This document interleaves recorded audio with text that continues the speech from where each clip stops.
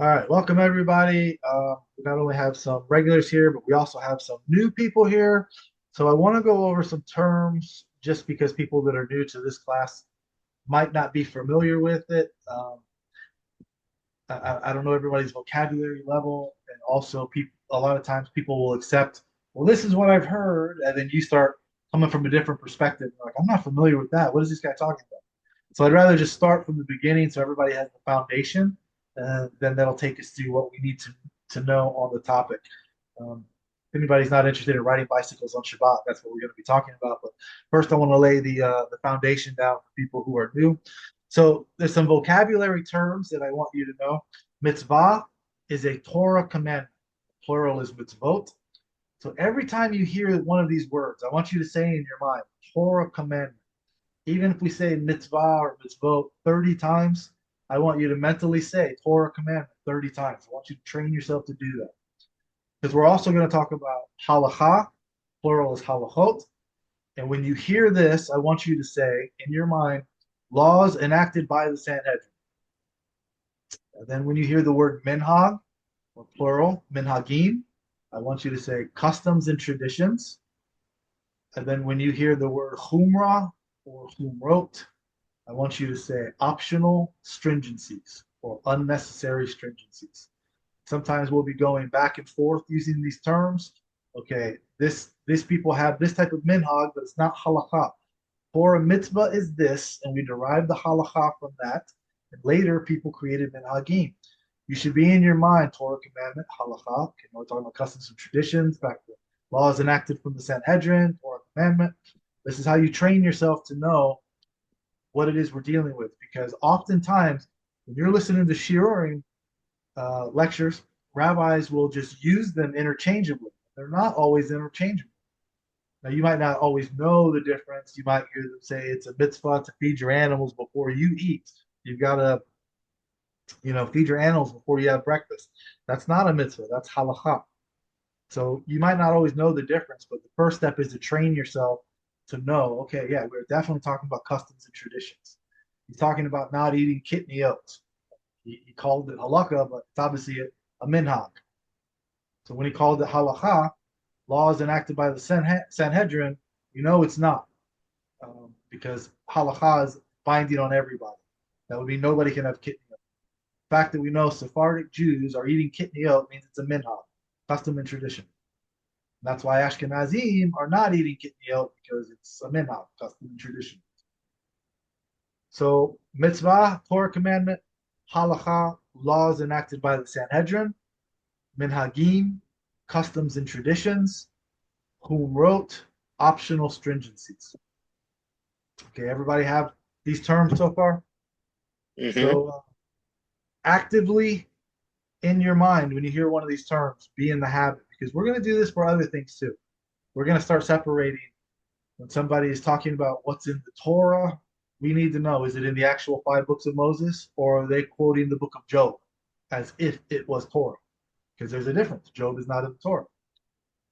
When we're talking about the Torah, are we talking about the narrative, or are we talking about the Torah commandments? If it's do this, do not do that, it's obviously a Torah commandment. But now we need to know, when you hear somebody say do this, don't do that, is it a Torah commandment, a mitzvah, or is it a halakha that they're discussing, laws enacted by the Sanhedrin? And we have to separate all these things. So your mind is kind of like, I've never worked at a post office, but I've always imagined if it did, all this mail is coming in. This is going to New York. This is going to California. This is going to Florida. Then when you get the Florida basket, okay, this is going to Tampa, Orlando. This is going to Miami. You get the Tampa basket. Okay, this is going to Fowler. This is going to Fletcher. This is going to Dale Mabry. We're constantly separating. And there's a lot of terms being used interchangeably, and you're just going to blindly accept it if you don't know the difference. All right, well, the rabbi's talking about this. He's making a good point. So therefore, as he's weaving in and out of these different terms, you're just going to accept everything he says. Not a good thing to do. So we got to train ourselves to understand the difference. Okay, let's go to screen sharing. Share.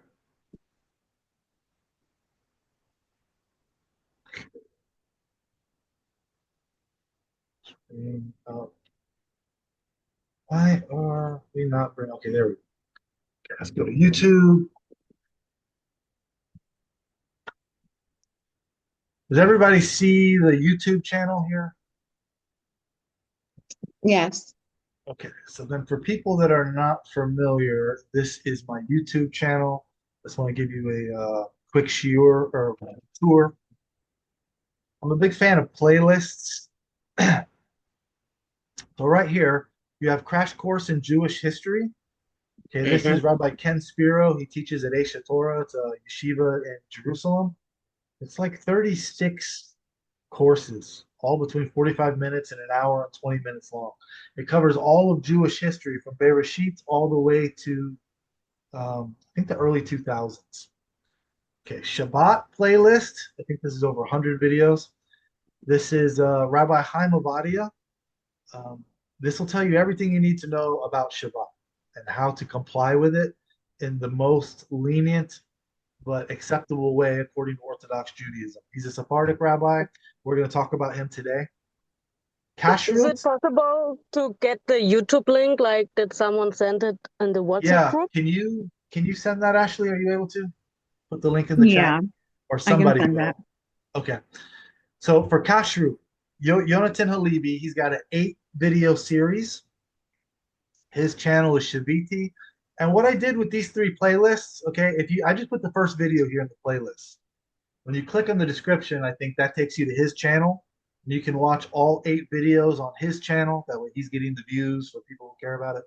Same thing here. Just watch the first one. There's a link there where you can watch all 36 of them. And these will take you to their channels. I just put it here so you know who I am. You go to my channel, you can find them. All right, so Yonatan Halevi's Kashrut series is amazing. He's going to show you how to go into the house of any Gentile, any non-kosher keeping Gentile. And you're going to be able to find kosher food in their house because ultimately it's your responsibility to know if something is kosher or not. There was something going around from China that had like a hexure on it, but it was completely not kosher. So ultimately, the responsibility is on you, the individual, to know if something is kosher or not to rely on some symbol that gets placed on the package. So he's going to show you in 8 very easy to understand videos everything you need to know about kashrut. And he explains in there the difference he touches on between halacha and minhagim. So almost everything in this series is going to be very, very lenient because he's giving you the Sephardic way of keeping kosher. The exception is when it comes to cheese. And he says there, if you like it that I'm Sephardic and I've been very easy on you until now, um, we have to be Sephardic, not just when it's convenient. So he says there, if you want to keep kosher like Sephardic do, and then be Ashkenazim when it comes to eating cheese, then you have a lot more types of cheese available to you to eat than he does. So he's very strict on the cheese. However, he's admitting right there he's sticking to a Sephardic custom and tradition, Sephardic minhag, not halakha. So even if you want to maintain nothing but Sephardic minhagim, customs and traditions, I'm going to show you in a minute. Rabbi Chaim Ovadia, also Sephardic. The first 2 videos I put on my channel here is his videos saying there is almost no such thing as non-kosher cheese. So here you have 2 Sephardic rabbis. They have different minhagim when it comes to cheese, and you can follow either one. You can be as strict as you want, like Yonatan Halevi is, or you can be as lenient, like Chaim Ovadia is. You have to follow halacha, but they are following 2 different minhagim, different Sephardic customs and traditions. So this is why we have to understand the difference when somebody says we're not allowed to do this. Question is why? Is this prohibited halakhically, or is this just your minhag not to do it? Which means anybody else can do it if they follow a different minhag. So you already see why we have to understand the difference between halakha and minhag. Okay, people know I'm a nobody. Criticize me all you want, but there's some big rabbis who say the exact same things that I say. So that's why I created this playlist. Things other rabbis say that I get attacked for saying. You would never name call these rabbis like you name call me. So whatever you want to say about me, I'm just regurgitating what they say. That's why I kept a little collection here.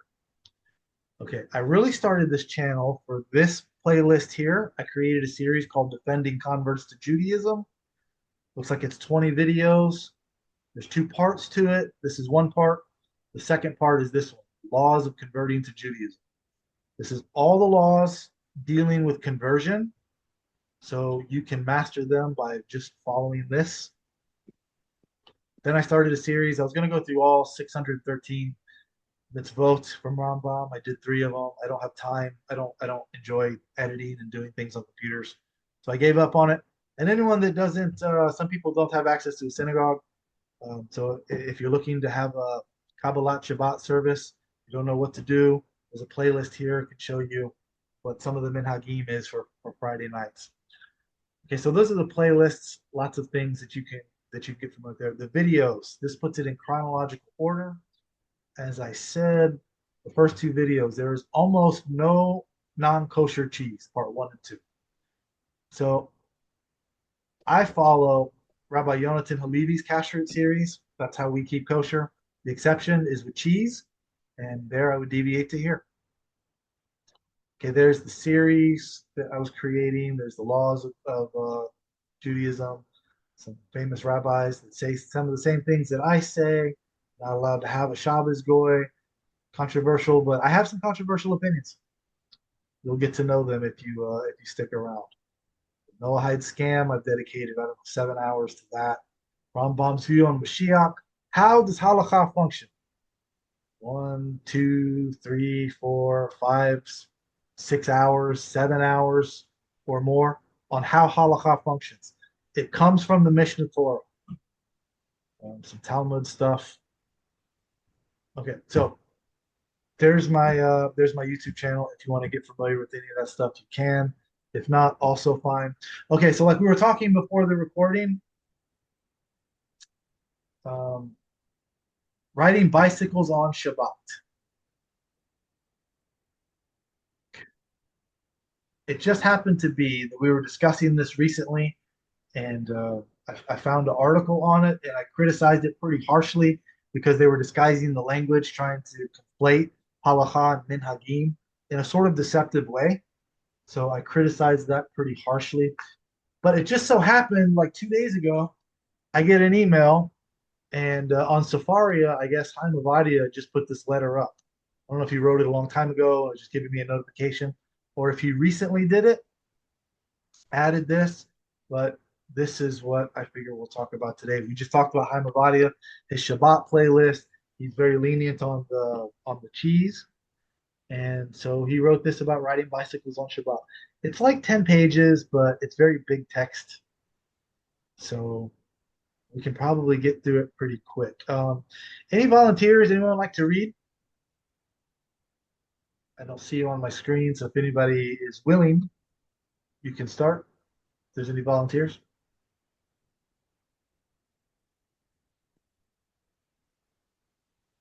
Nobody? You guys are going to make me do it? All right. I'll be hoarse at the end, but okay. That's what it takes. All right, so the introduction. The question of whether it is allowed to ride bicycles on Shabbat seems to have gotten a lot of attention lately. In fact, we could say it's gotten too much attention. By the way, the reason I'm doing this is not necessarily because I think anyone cares about riding bicycles, but because there's a lot of things in here that's gonna deal with touch on what we just talked about, the Nagim versus Halakha, that type of thing. So that's why I want to go. Okay, so there are so many problems with which plague today's Orthodox society, and bicycles on Shabbat can hardly claim one of the top 10 spots. To name but a few examples, the following are waiting for practical solution. Ones which takes into account all facets of the problem and all of the possible consequences of action or lack thereof. Organ donation, aguna, which is women whose husbands refuse to give them what's called a get, document that you need to make the divorce official. Affordable kosher meat, which is another reason why I recommend this kashrut series. It's a way to make kosher very, very, very accessible. Family planning, embezzlement and corruption, sexual harassment of children, students and women, the disparaging approach towards non-Jews. This is a big problem today, and affordable Jewish education. I am not writing this as a critic or as someone who is trying to find faults. The Jewish world, except for very brief periods during the reign of King Solomon, I would emphasize very brief periods because there were certainly problems during the reign of King Solomon, was never perfect. Some of the problems we face today are as old as the Jewish people itself, while others are a product of technological progress and globalization. I'm pointing out these problems in order to show that we have much more serious things to deal with rather than seeing somebody riding a bicycle. We must harness the energy of rabbis and laymen alike for the common goal of tikkun olam, making this world a better place, not only for Jews, but for all humanity. As long as there are people who suffer physically and emotionally because of the way Judaism is taught and practiced, the duty of the rabbis and religious leaders has not been fulfilled yet. Why then is riding bicycles on Shabbat such a contentious issue, and why does it get preferential treatment in the Orthodox world? I believe that the answer has to do with visibility. All the problems mentioned above, and many others which are ignored and neglected, are either confined to the private arena, are a one-time occurrence, or are questions of policy and politics, while biking takes place publicly every Shabbat. There is an added element in biking as it falls under the rubric, at least for some rabbis, of activities which are not in the spirit of Shabbat or Shabbistic. Again, this is not a real word. This is meant to say it doesn't feel like Shabbat, but you can't legislate what Shabbat feels like. Shabbat feels like different things to different people. So what doesn't feel Shabbistic to you might be very Shabbistic to somebody else. We're going to go through examples of that in this letter. These include ball playing, exercising, taking care of pets, and reading magazines and non-Jewish books. Much has been written in halakhic literature about these subjects, but it seems that one essential concept has been missing from the conversation. That element is completely different nature of modern society and Mishnaic society. Mishnaic, okay, for those who don't know, when we say the Talmud, it means Mishnah and Gemara. Okay, for people that are familiar with the Christian Bible, you have Old Testament plus New Testament equals Bible. Same formula. Mishnah plus Gemara equals Talmud. Now it gets a little more confusing there because there are actually two Talmuds. There's what's called the Bavli, the Babylonian Talmud, and then there's what's called the Yerushalmi, the Jerusalem Talmud, which has a deceiving name because it wasn't written in Jerusalem. It was written after the destruction of the temple. They moved over to Yavna. It was written like 130 years later. That's the first part of the Talmud called the Mishnah. There's different generations, like we have baby boomers, Generation X, millennials. Same thing. You had Tanaim. These were the generation that had Smicha. This is the generation of the Mishnah. Later, you had a new generation called the Amoraim. These people in general did not have Smicha. That's the generation of the Gemara. So when this is talking about modern society, that's us today, and Mishnaic society, this is the era of the Mishnah from the year 200 of the Common Era and before. That's the Mishnaic era society. These scholars, they were the Tanaim, the ones that sat on the Sanhedrin. There is a huge difference between a group of rabbis that sat on the Sanhedrin and a group of rabbis that get together today. And that's not the topic, but just to give you a little background if you're not familiar with these terms. So the Mishnaic society, their scholars were in charge of much of the legislation dealing with the spirit of Shabbat. In Mishnaic times, for example, ball playing was identified with Greek culture, since only Greek noblemen had the luxury of free time. Likewise, Jews could not think of exercising on Shabbat because they were engaged in taxing physical work all week long and longed for some rest on the seventh day. Um, when you work from the time you get up to the time you go to bed, Shabbat is all you've got. And the last thing you want to do is play soccer with your kids. Go running around, after working 100 hours plus a week. So playtime in Mishnaic society was understood in the context of children and teenagers, but not in that of adult men burdened with work and military service. In contrast, today's society understands very well the important role playing plays, pun intended, role playing, in the development of a healthy child and the well being of humans and some other mammals of all ages. Especially important is physical play or rough and tumble play, as Dr. Stuart Brown beautifully shows in his book, Play, how it shapes the brain, opens the imagination, and invigorates the soul. Another major difference is that physical activity in general has become the cornerstone of today's society, which has moved away from hard physical work. Whereas in the past, most humans built their muscles and lost their body fat in the daily grind. Today's urbanite office dwellers have neatly divided their life into work and leisure, including in the latter recreational physical activity. Leisure, the latter, leisure. I always get confused between the latter and the former. I have to go back and see which two things were we talking about. Okay, to conclude the introduction, the spirit of Shabbat is a constantly changing and highly individual concept. What is for one person a fun activity which perfectly fits Shabbat could for another border on torture. Very much like a family trip where each one has a completely different idea of fun. We are all going to enjoy the Museum of Ancient Medicine and no, we are not going on the total madness roller coaster. The spirit of Shabbat has to be negotiated on an individual and family basis. When it comes to halakha, laws enacted by the Sanhedrin, as long as there is at least one opinion which allows a certain activity, one can rely on it for his or her spirit and pleasure of Shabbat.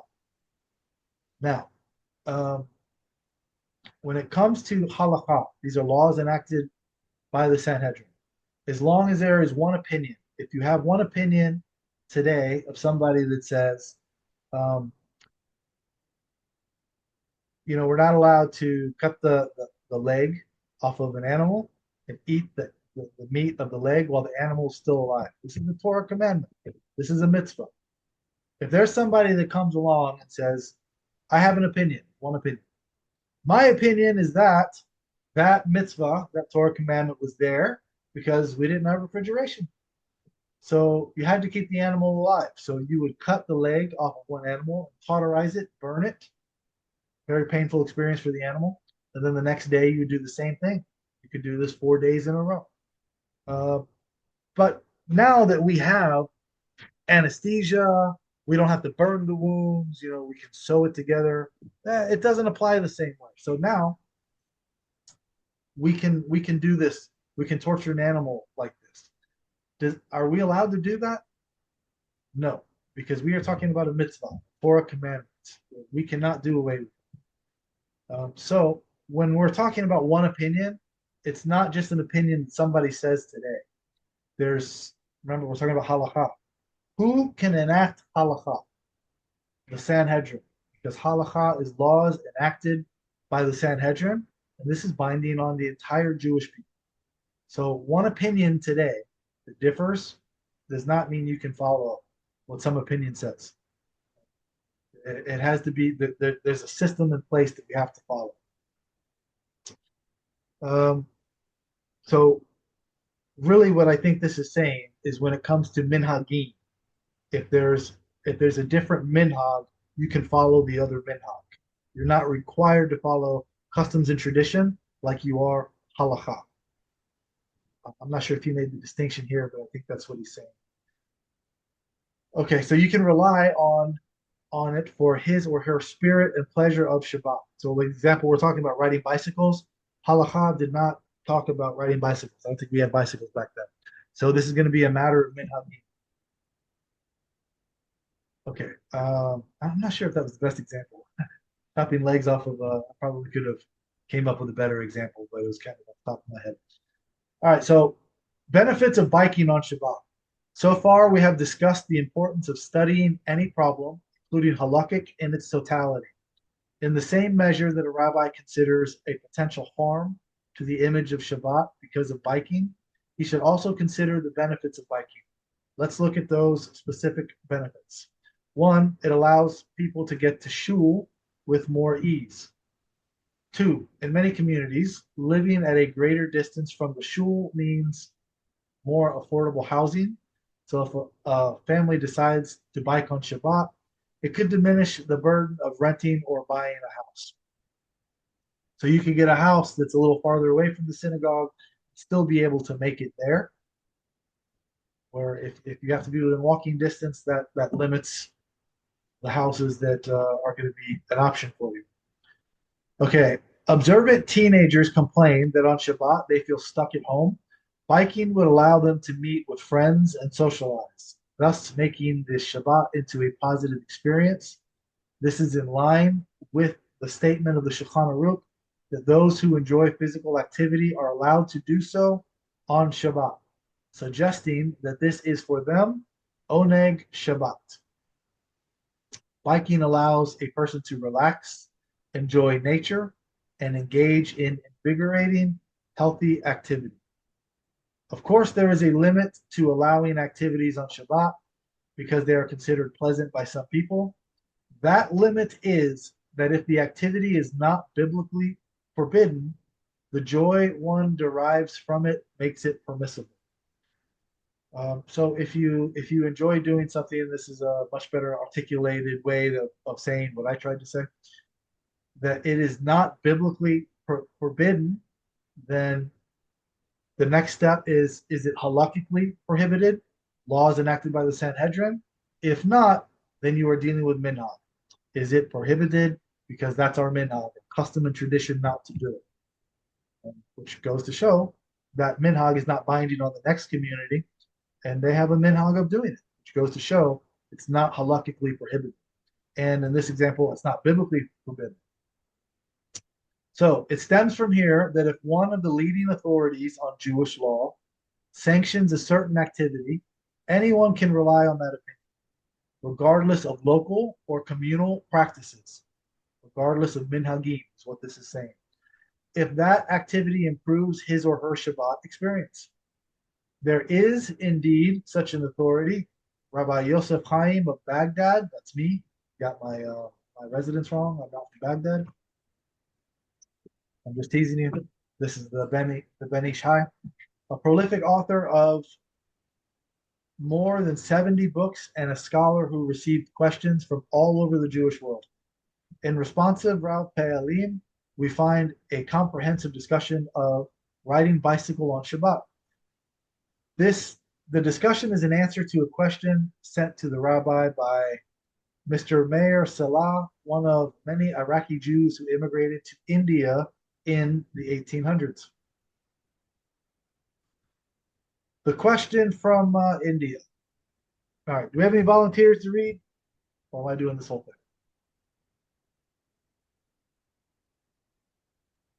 Nobody? I can't. I'll read, Rabbi. All right, thank you. Regarding the vehicle called bicycle, which people ride on Shabbat, in Bombay, there is a vehicle called gari. The gari has two wheels, and it is not drawn by animals or humans, but rather by the rider who pushes the pedals with his feet. We wanted to know if using this gari on Shabbat and Yom Tov is allowed. Okay, so The there's the Benish question, and here comes the answer. The Ben Ish Hai rules that riding bicycle on Shabbat is allowed. Here is the response of the Ben Ish Hai. It is allowed to ride this gari, which is operated by the rider on both Shabbat and Yom Tov, in a city where there is an Erev. It is not considered a non-Shabbat activity, since the rider only moves his feet and the bicycle moves by itself. It is not like being carried in a chair by other people, which is forbidden. It is allowed without doubt in a city with Erev, even for recreational purposes, and even more so if one is going to perform a mitzvah. Okay, so that to me makes it pretty clear. So I think it was before the recording, I was talking about how Rabbi Asher brought this up a couple years ago, So I looked it up, and there was a rabbi giving a shiur saying, "No, he absolutely he said it. I'm not even sure if he did. I think somebody falsely attributed it to him. But at the end of his life, he said, no, you definitely can't unless you go outside the border, and then I don't think you can because now you're plowing. If the bicycle makes a track in the dirt." He went through a lot of verbal gymnastics to try and make it appear that the Ben Ish Hai said at the end of his life, no, you cannot ride a bicycle.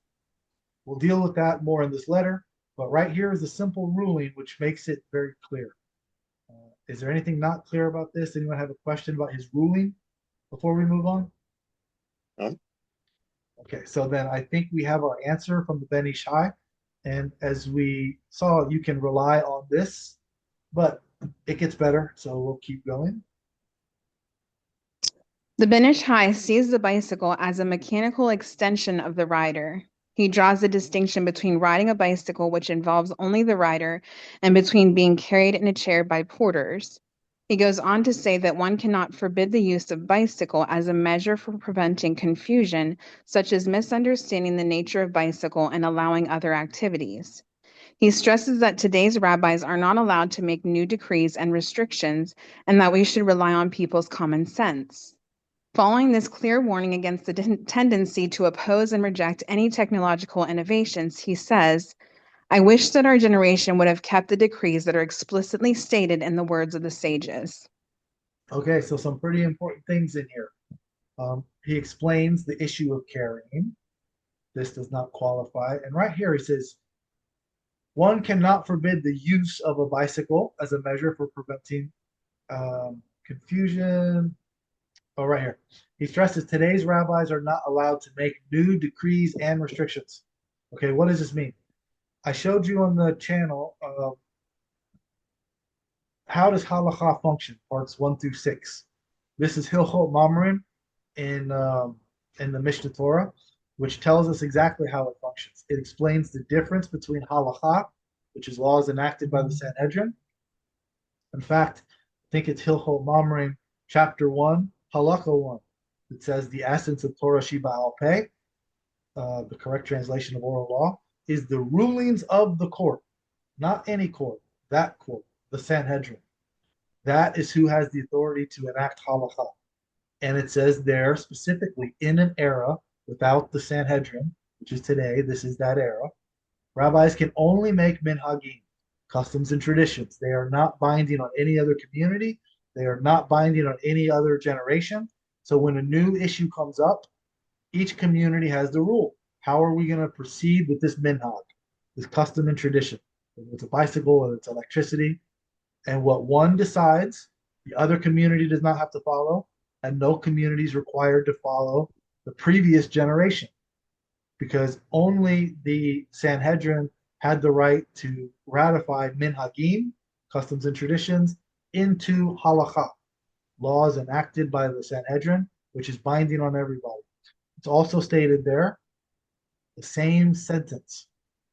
You are not allowed to permit what is prohibited, and you cannot prohibit what is permitted. It's the same level crime. It's the same level violation to tell somebody you're allowed to do something that's prohibited. It's the same level violation to tell them you are prohibited from doing something which is allowed. And he says today's rabbis are not allowed to make new decrees and restrictions. Why? Because today's rabbis do not sit on the Sanhedrin.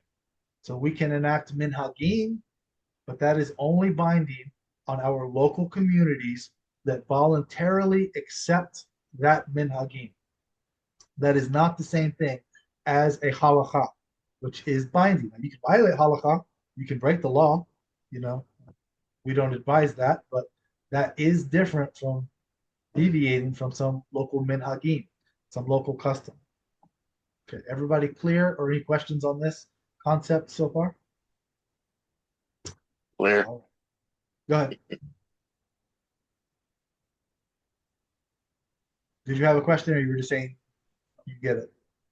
Yeah, I get it. Okay, good. Then I'm dealing with a sharp audience. Sometimes I have to explain these concepts multiple times because rabbis don't always do the best job explaining them. Okay, anyone else want to continue, or Ashley, if you're willing to? It is important to note that Rav Yosef Chaim foresaw the developing trends in 19th century Judaism. On one hand, he saw the reclusive approach of Ashkenazi rabbis who feared the modernity and progress would obliterate the traditional way of life and therefore added protective measures and fences around halakha. On the other hand, he saw how people are drifting away from observance of halakha, feeling disenfranchised, and he understood that additional prohibitions and restrictions will not stop that trend. Okay, so a couple of clues that you should take these lessons when you're reading whatever material you're reading. 19th century Judaism. Was there a Sanhedrin in the 19th century? No. So we are No. not discussing halakha. We're discussing minhagim. The Mhm. approach of Ashkenazi rabbis, which means other rabbis, Temani, Sephardim, Mizrahi, they're doing different things, which means we're discussing minhagim, an Ashkenazi minhagim that we're discussing, who feared that modernity, new things, which puts us in the realm of minhagim, how we're going to proceed with them, and progress, same thing, would obliterate the traditional way of life, and therefore protective fences around halakha.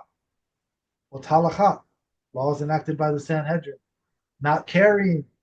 If you're going to carry, it needs to be within an eruv. These are matters of halakha. These are what the Sanhedrin put in place for us. So that's how we're dealing with the bicycle. How do we navigate the actual halakha by, determining how we're going to proceed? What is our minhag going to be in order to comply with the halakha? And that's why the discussion here about carried in a chair. That's carrying, because he's discussing halakha there. So we're deciding how we're going to proceed, these Ashkenazi rabbis, with our minhagim around the halakha. We can't be frozen in time and just pretend like modernity doesn't exist. So as time goes on, we have to deal with Zoom. It started off as a hearing aid, being a microphone or a speaker. Now we're dealing with Zoom. Can we have a minion on Zoom? It's not discussed in the Talmud. So we have to decide what is our minhag going to be with these new technologies. Okay. Anybody else want to read? Andres would like you to explain Erev in more detail Okay. before So we there's continue. eruv is one of these Hebrew words where there's not really a word in English that we can translate. So basically, you're not allowed to carry on Shabbat. What does this mean? Can I get out of my chair and pick up my drink and walk over to the couch and carry that? So the issue with carrying comes from when you carry something from your private property into public property, because you're crossing the barrier, the domain, or the other way around. If you have an Amazon package getting delivered and they come over on Shabbat, they're taking that package from the public property. And if they knock on the door and hand it to you, you're bringing it into your private property, you're crossing this boundary, this border. That's what we're not supposed to do. If you're in public property, somebody hands you something, now you're carrying it. That's an issue too in public. Around your house, you're in private property, you can carry. So there used to be people used to live in areas like think of a horseshoe, where the outside of the horseshoe is the entrance to your apartment. So the inside is like a courtyard.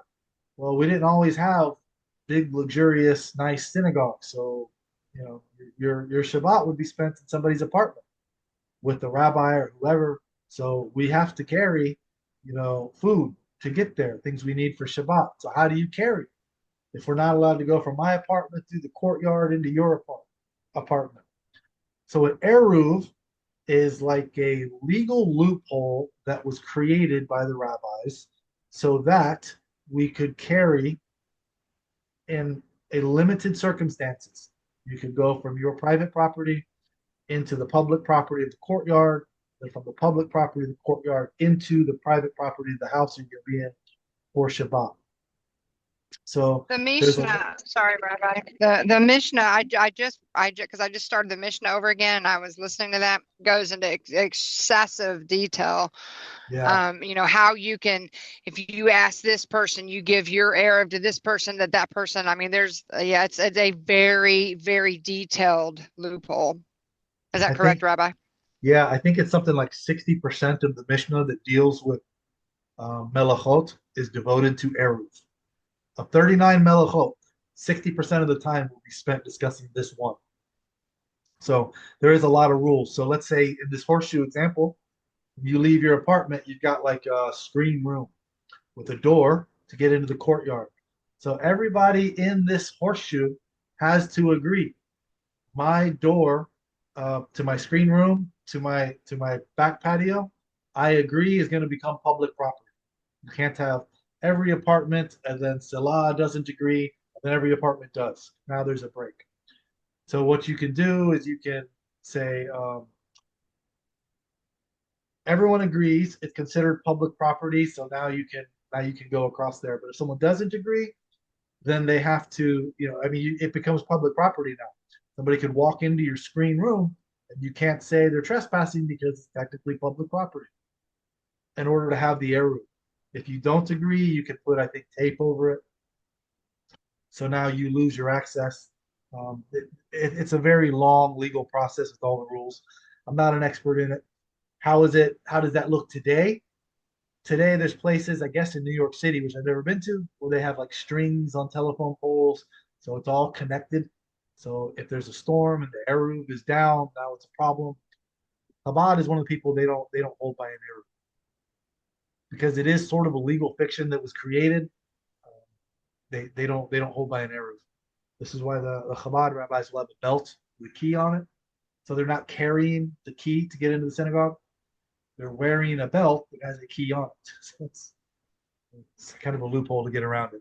So that's what an eruv is. It's basically a makeshift legality that allows you to carry on Shabbat for certain Shabbat related things.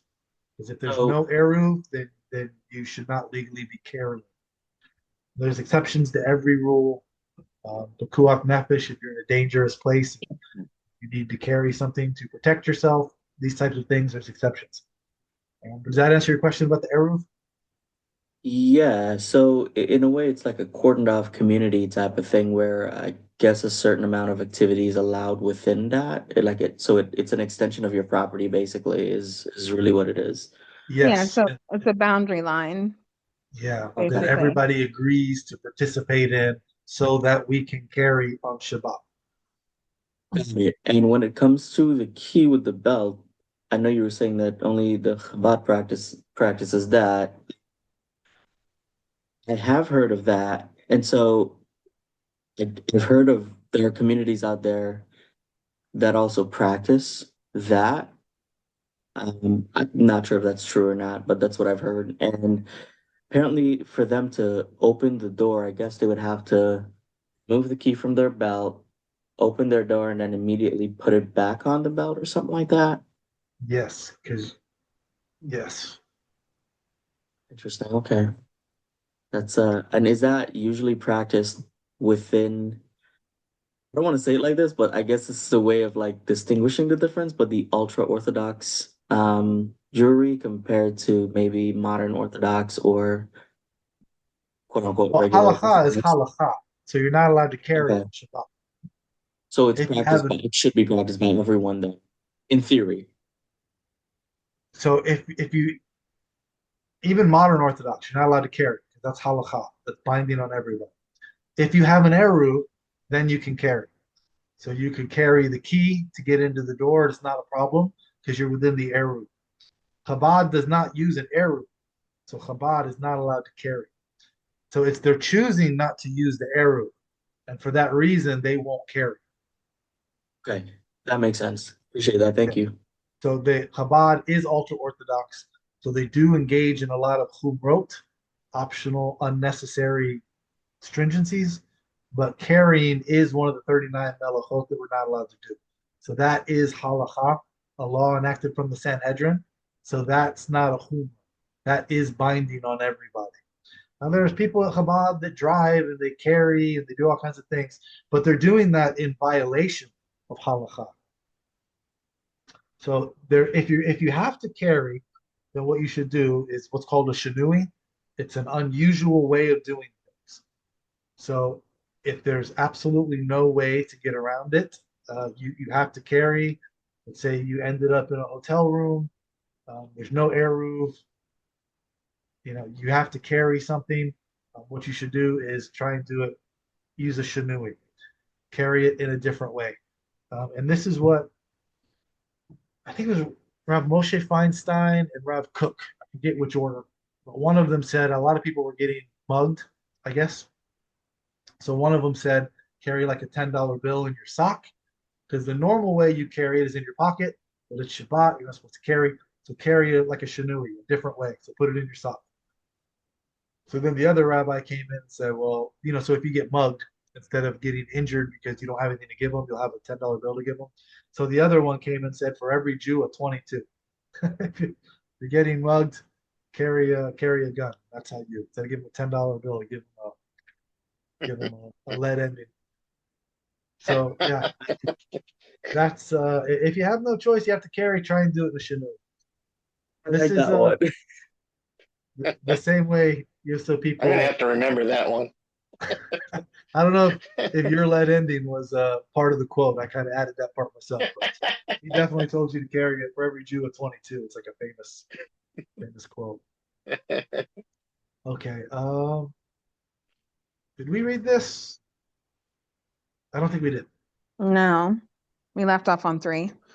All right. Anybody want to read number 3?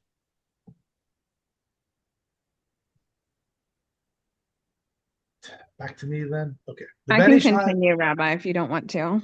Yeah, you have a better reading voice than me. And actually, truth be told, the reason I wanted someone to read this is I don't know how you pronounce this word. I was going to ask one of the people from India here, but you sounded like you pronounced it with confidence, so you must be more familiar with it. Okay, All so right. the Ben Ish Chai allows riding a bicycle even without an eruv. The Ben Ish Chai goes on to say that riding a bicycle is allowed under certain circumstances, even a place without an eruv. In a city without an eruv, it is only allowed for one whose actions are beneficial to the community, such as the rabbi who needs to teach a class, but not only if the community needs to learn from him or that he has to supervise an issue with a communal implication. Even if he is a cantor and there is no one else to read the Torah, it is considered a communal need. Not only that, we should also allow riding for one who goes to perform a mitzvah, for example, to the synagogue to hear Kaddish or Kedusha, and it is far, and he is weak because of an ailment or old age and cannot walk. This is allowed as well. But in a city with an eruv, one can ride bicycle even for recreational purposes, both on Shabbat and Yom Tov. Note that under the rubric of mitzvah, the Ben Ish Chai lists hearing Kaddish. He is not talking about one who needs to recite Kaddish, but rather of one who wants to hear Kaddish. The Ben Ish Chai is extremely generous in his definition of mitzvah. Many rabbis are. So notice the words mitzvah means Torah commandment. Is there a Torah commandment to recite Kaddish?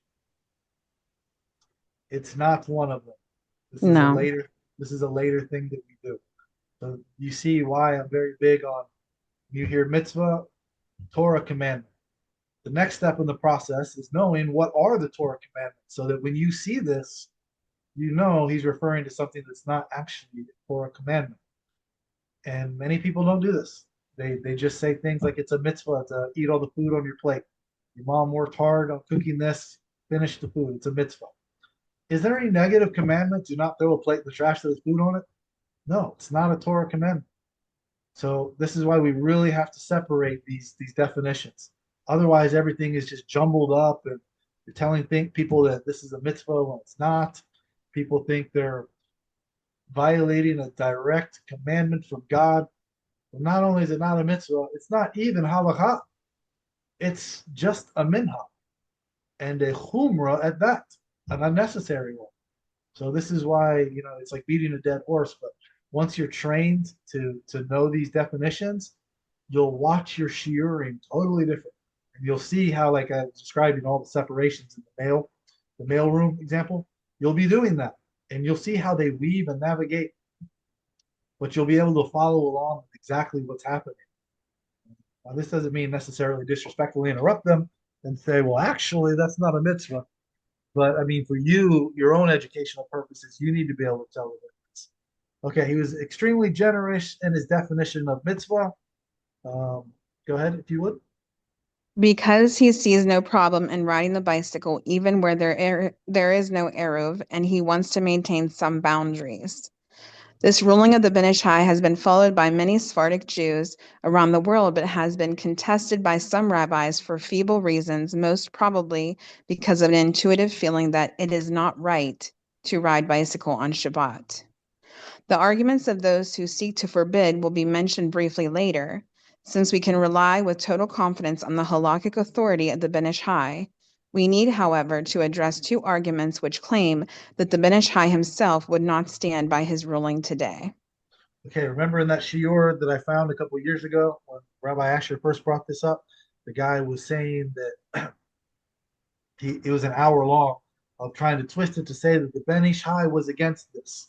But here's a couple of the reasons that he brought up, which is this is one of the reasons I love Chaim Ovadia. I recommend all of you guys subscribe to his channel, follow his playlists. I mean, the guy became like a congregational rabbi in 1991, and he already had like a bachelor's or a master's degree. He's gotten like 8 new degrees since then. And this guy is a scholar. So I recommend learning from him for sure. Okay, anyone? First refuted argument. The Ben Ish Chai spoke of solid tires. The first argument is that the Ben Ish Chai referred to bicycles with a solid tire. Those who present this argument claim that the Ben Ish Chai would not permit riding bicycle with air-filled tires. To refute this argument, we could simply check the facts and find that the first pneumatic tire was invented in 1888 and that the Ben Ish Chai passed away 21 years later in 1909. So he would have plenty of time to learn about the pneumatic tire and change his ruling accordingly. This research, however, is not necessary, for in the very same responsa, the Ben Ish Chai refers to the pneumatic tire, thus putting all these speculations to rest. It is known that the gari has around the wheel a tube made of elastic material. A special tool is used to fill this tube with air to make the ride smooth. It is obvious from the description that the Ben Ish Chai was familiar with the pneumatic tire and that there is no room for the above-mentioned argument. See, all of this stuff is just like mic drop moments, you know? It's like that meme where you see that guy from wrestling, Jim McMahon or whatever. You know, each step in the process is just like a greater, like, oh my goodness. That's how I get a time of body this stuff. I think he. No, it's not this one. Okay, go ahead. Second refuted argument. The Ben Ish Chai retracted his ruling. The second argument against following the ruling of the Ben Ish Chai is that he allegedly changed his mind towards the end of his life and wanted to retract his ruling. This argument was refuted by Chaim Ovadia Yosef, who writes, I have heard from Baghdadi rabbis that once the Ben Ish Chai understood the mechanism of the bicycle, he has changed his mind. The truth is that the Ben Ish Chai knew every detail regarding the bicycle. He, the Ben Ish Chai, wrote, I heard that some say that we should fear that the bicycle will break and the rider will fix them on Shabbat. This is foolishness, which should not be mentioned. This is foolishness. Real quick, I just want to interject here. This is another thing that you're going to learn in that Kashrut series from Yonatan Halevi. We should fear that the bicycle would break. Hypothetically, potentially, it could be, you know, in that Kashrut series, he goes through amazing things where he gives you the actual source sheet from the Shulchan Aruch, where he's talking about the ideal way to get fish in the market. You know, today everybody is like, well, there could be hypothetically, potentially some drop of a non-kosher substance that touched a cutting board, and that was wiped with a towel that was later used to wipe a knife. So we can't go into the restaurant because they have this on the menu. You know, all this hypothetical stuff. He shows you in the Shulchan Aruch, which almost every rabbi tells you, you go by the Shulchan Aruch. I usually go by Mishnah Torah, but in general, everyone wants to go by the Shulchan Aruch. where he shows you the ideal way to buy fish in a fish market, not in a town where there's no kosher places. This is your only option. The ideal way is to go into a fish market where you know they serve non-kosher fish. And if you don't see them cutting a non-kosher fish, you have them cut your fish. We don't assume the worst. We don't assume, well, could potentially, hypothetically, it's theoretically possible that maybe this will happen.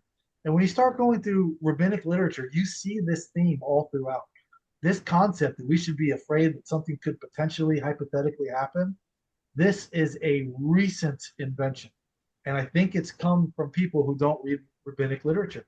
They start saying, well, this is valid, that's invalid, ideal or less than ideal.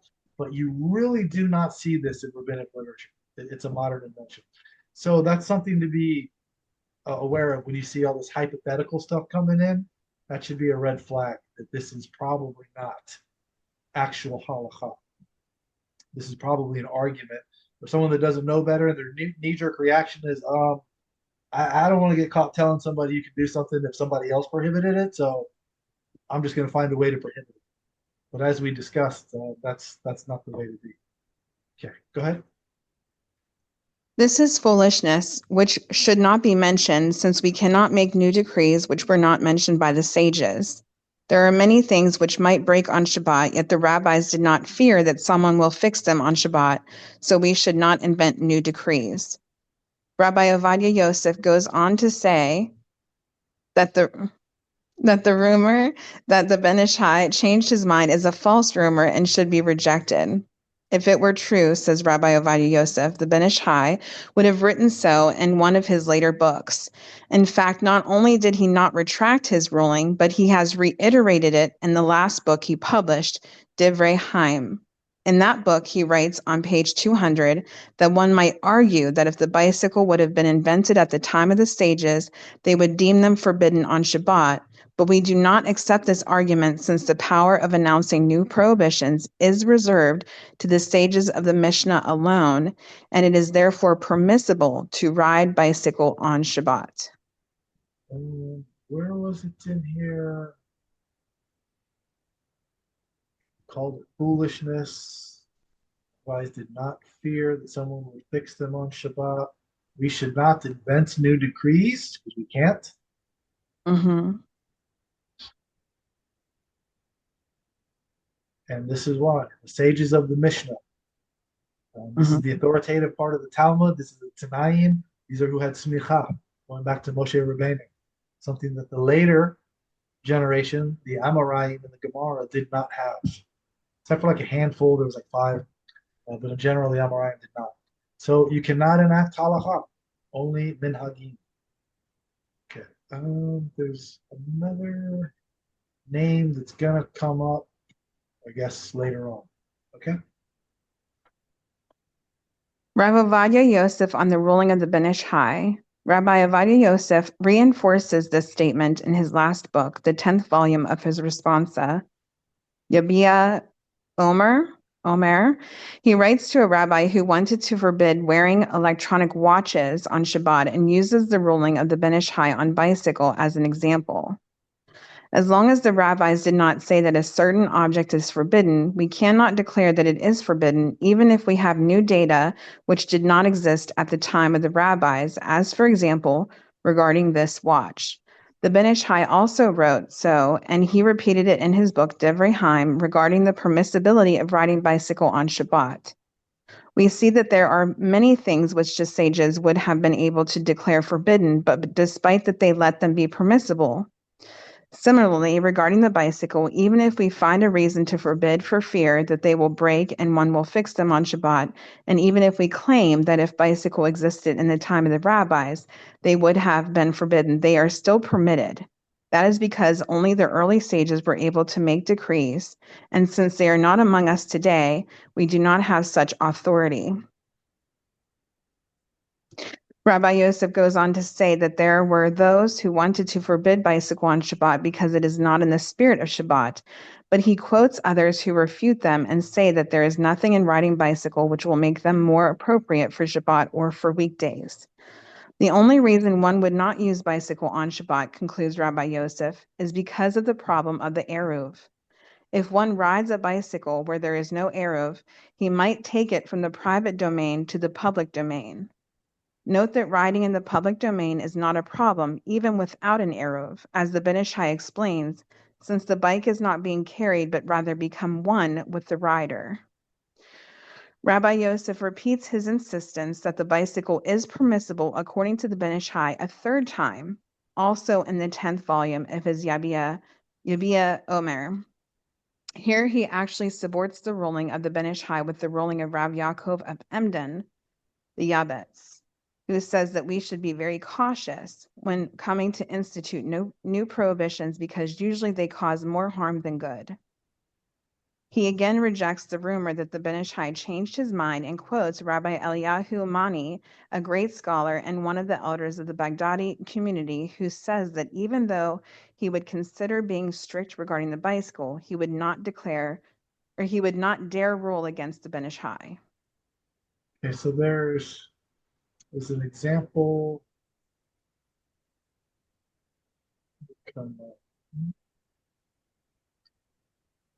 We cannot declare that it is forbidden. For something to be prohibited, it has to at least be mentioned. An example of this is, we can't cook with fire. Why is that?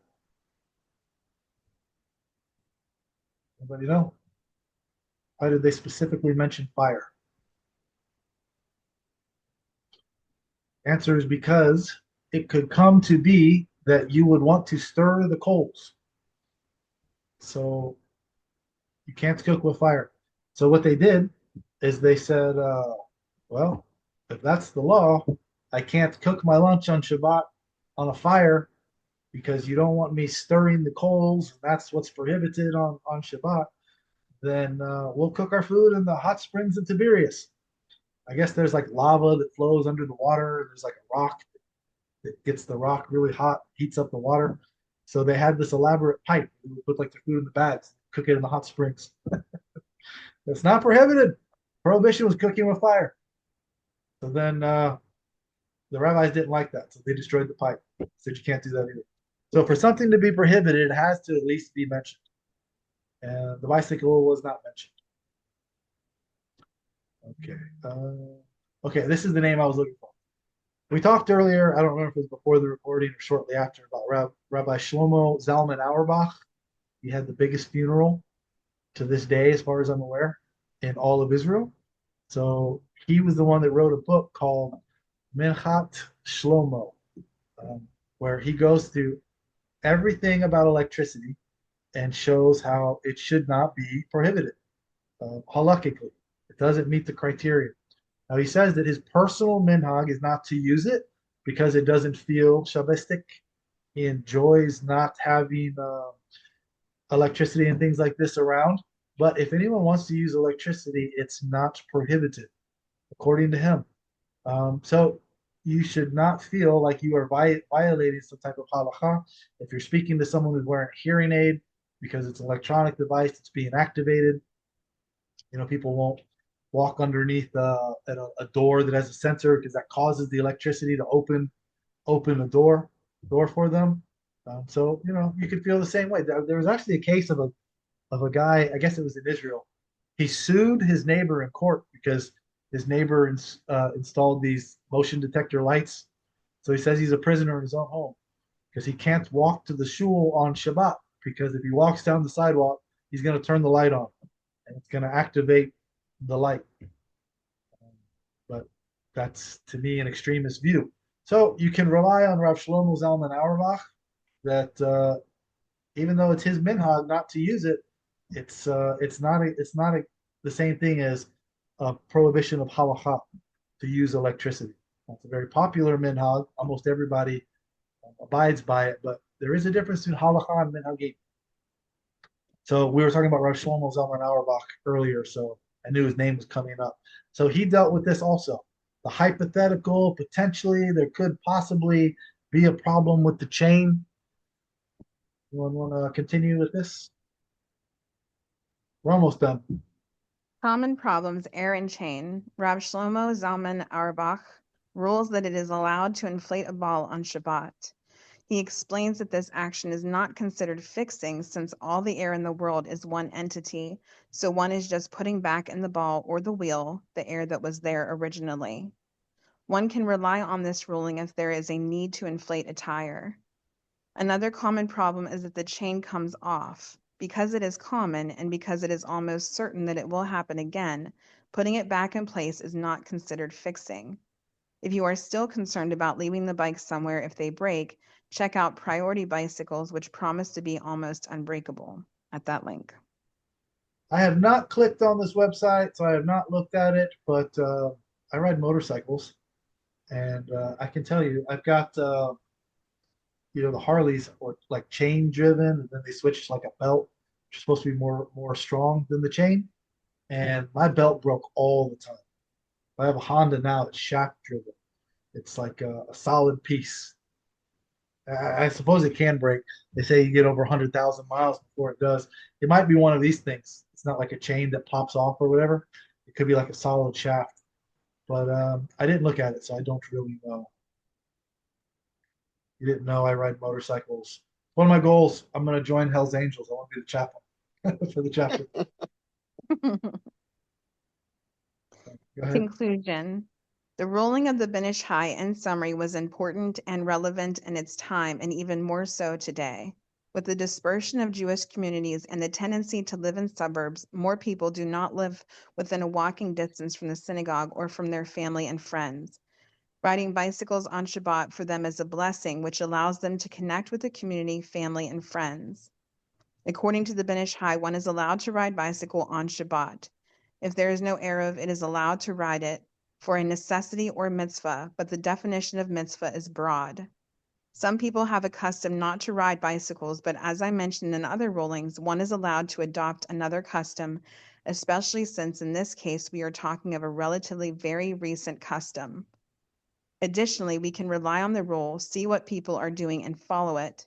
Since in the Syrian community of New York and New Jersey, many observant people ride bicycle on Shabbat, it has become an acceptable custom for all who want to adopt it. All right. Thank you for doing so much reading.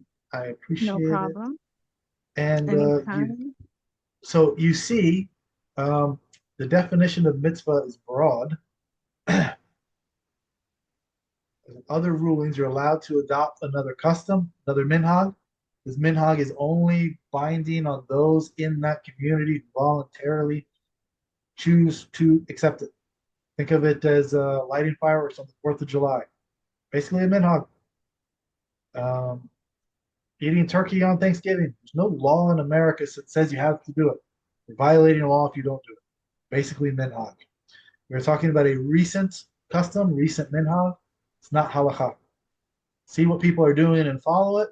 This does not mean your neighbor who's a Reformed Jew is eating shrimp. You can do it. There is a legal system in place. If you see somebody doing something illegal, you cannot do it just because you saw them do it.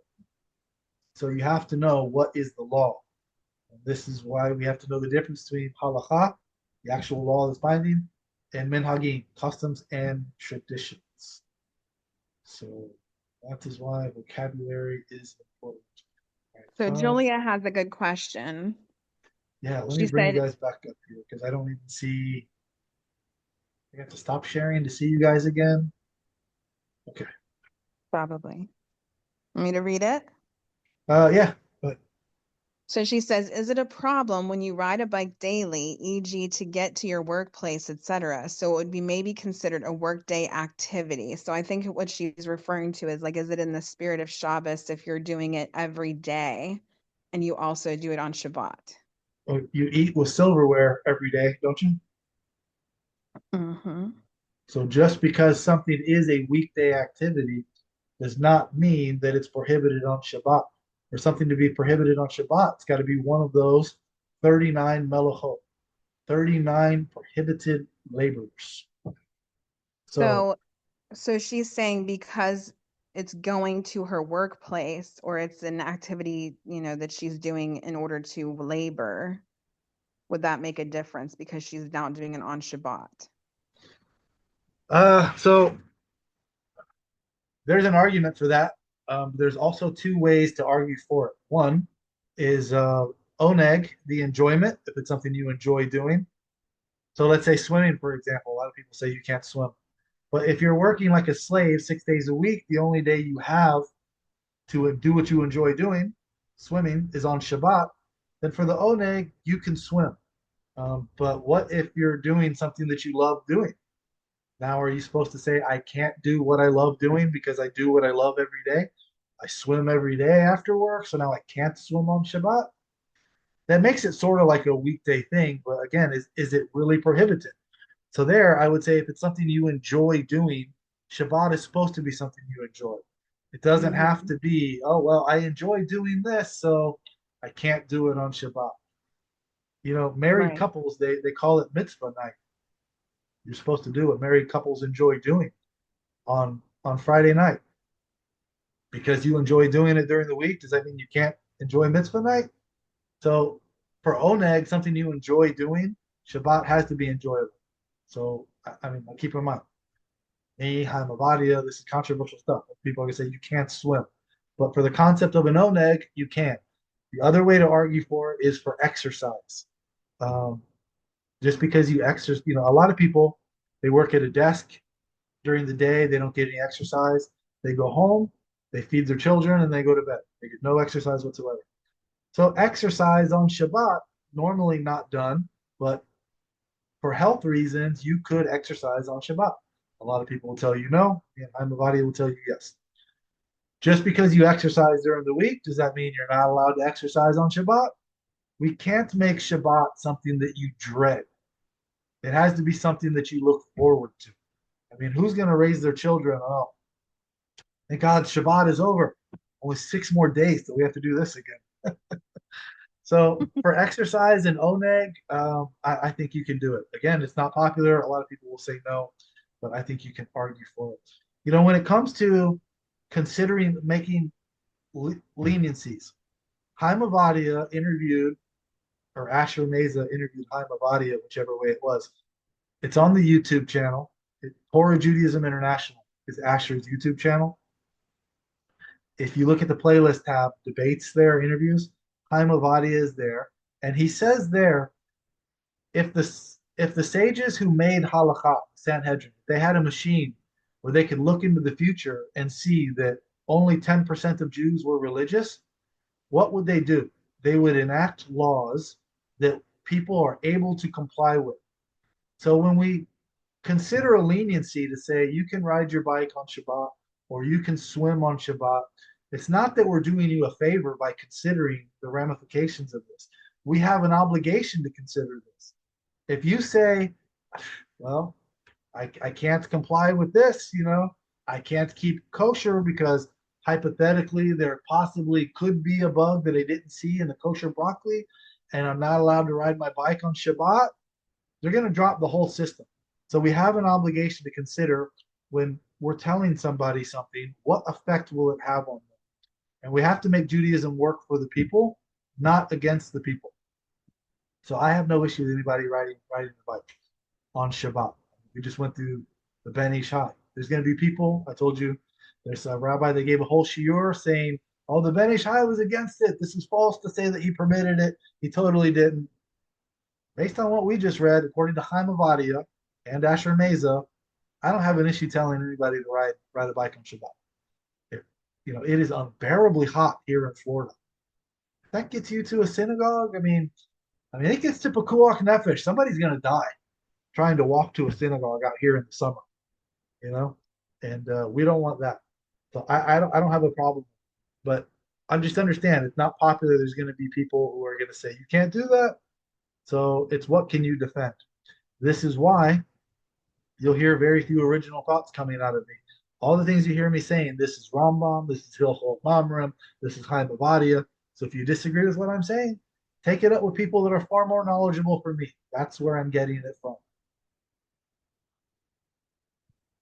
So I don't have any issue with anybody riding a bike on Shabbat. What else was I going to say? That's all I have to say about that. I am also, I've been so busy this week. I'm putting together a course on Rambam, which I think everybody needs. I've said it over and over again. I don't think any Jewish kid should get out of high school without reading Mishnah Torah at least once. But there's more to Rambam than just Mishnah Torah. I've been putting together a course on Rambam all week long. It's already more than 40 pages, and I'm not even done with it. So if we go over that once a week, it will probably take us more than a month to get through that. So we'll probably start that next week. And it's so important what Rambam did for the Jewish people. I think everybody should be in attendance. I think everybody should be required to be there, even if we have to use violence to get people there.